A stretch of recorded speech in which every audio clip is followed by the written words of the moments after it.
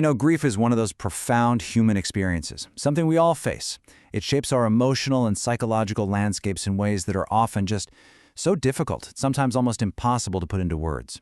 Today, we're going to explore a guide that really tackles this subject head-on. We're diving into the work of psychologist Stanley M. Giannet and his book, Love is Stronger Than Death. And what he offers is this really deeply moving look at grief, at mourning, and at what he believes is the transformative power of love, especially when we're facing loss. So here's what's so interesting about this book's whole premise. It's not just, some dry clinical guide to coping. It's actually framed as an invitation to embrace love as the main thing, the primary force that can help us find our way through the pain of losing someone we care about so deeply. Okay, so here's the game plan for our explainer. We're going to start with the essence of grief itself, then we'll explore its really complex landscape. After that, we'll look at how love can be a healing force, get into some practical ways to cope, understand the transformative power of grief, and then we'll wrap it all up with some final thoughts on love. All right, first up, what is the essence of grief?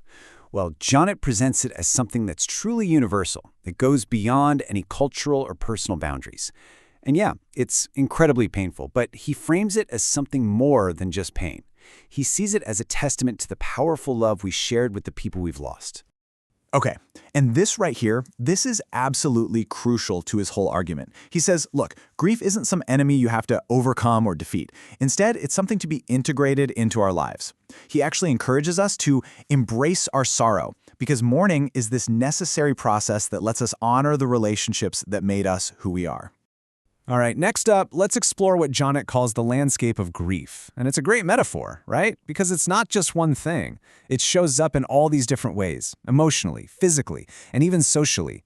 He gets into the psychological side, explaining how loss can bring on these feelings of emptiness, anxiety, and even really deep questions about existence itself.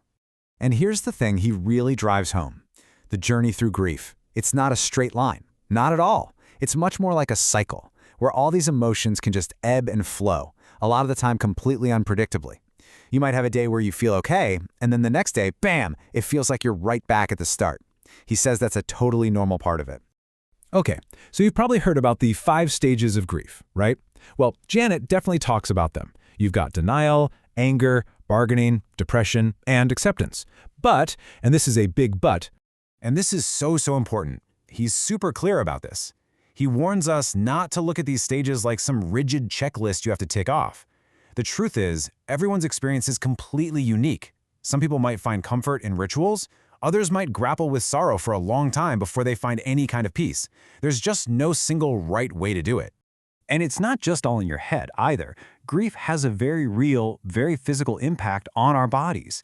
It can show up as just this crushing fatigue, insomnia, constant headaches, and it can even weaken our immune system. Giannet really stresses how important it is to recognize these physical symptoms and to address them with self-care and support. Grief can also totally change our social world. Some of us might pull back, isolate ourselves, and others might actually find themselves wanting deeper, more meaningful connections. The big takeaway he offers here is just how vital open communication is, letting grief be shared instead of bottling it up. So all of this, it brings us right to the heart of Giannet's whole philosophy, this idea that love is the ultimate healing force, and that it can actually transcend death. What he's saying is that those incredible bonds we build, they don't just vanish when someone passes away. They change, they evolve, maybe into something even more profound. He uses all these personal stories in his book to show how that love keeps shaping our lives, how it offers comfort even when the person isn't physically here anymore. He tells this really powerful story to illustrate this, about a woman named Sarah who lost her husband in a really tragic accident. So at first, she was just completely lost in her grief, struggling to find any meaning in her life at all. But slowly, with help from her friends and family, she started to realize something, that the love she had with her husband, it was still there. It became this guiding force that helped her slowly start to rebuild her life. Sarah's story is such a powerful example of this idea, right? But it makes you wonder, okay, how do we actually do that? How do we actively navigate this journey? Well, this is where Giannet's work gets super practical and gives us more than just ideas. He lays out some really practical, actionable things we can do. First, acknowledge your emotions. Don't suppress them. Then, seek support, because grief isn't meant to be carried alone. Another big one is to engage in rituals, big or small, to honor their memory. He also talks about finding meaning in the loss and practicing mindfulness to stay in the present.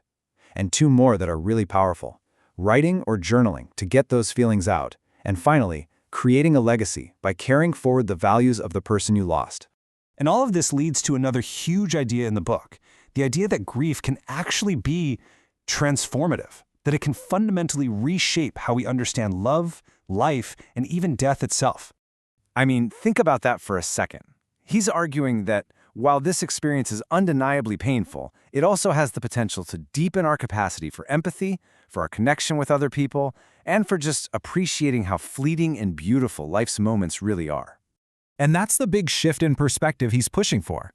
Instead of grief being this passive thing that just happens to you, he encourages us to see it as an active journey, a journey of growth where we can actually discover new passions, strengthen our relationships, and find a renewed sense of purpose. Okay, so as we start to wrap this up, let's bring it back to the main theme, love.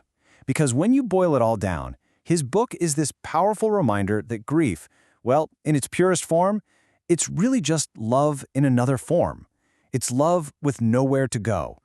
And that's really the core message here, that by embracing our sorrow instead of running from it, and by letting the love that we still have guide us, we can start to transform that profound loss into an incredible source of strength and wisdom for the rest of our lives.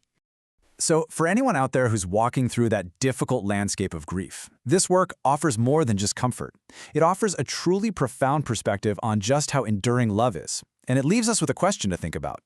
How might our own understanding of loss change if we truly believe that love is, in fact, stronger than death?